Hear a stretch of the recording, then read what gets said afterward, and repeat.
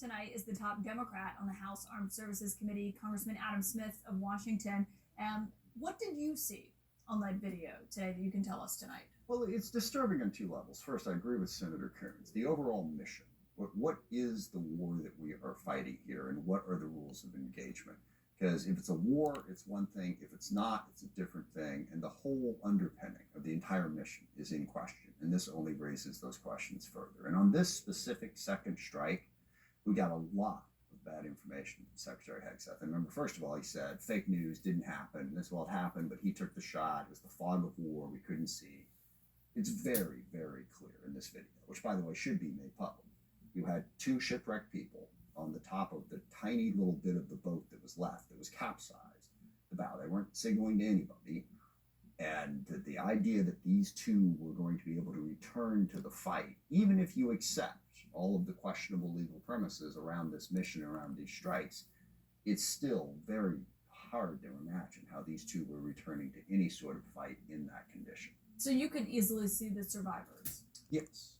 Now, there were times, this video played out over an extended period of time. There was roughly 48 minutes between the first strike and the second strikes. They used 3 missiles the second time.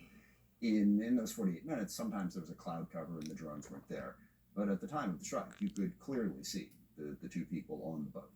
And they weren't calling, radioing in, anything like that. I mean, if they had a radio device on them, it must have been really small, because it sure wasn't apparent from looking at the video, and they certainly did not appear to be signaling to anybody. Can you square that with Senator Tom Cotton saying that they were trying to flip a boat that was loaded with drugs that was bound for the United States? Is that what you saw? That's patently ridiculous. I mean, that's not true.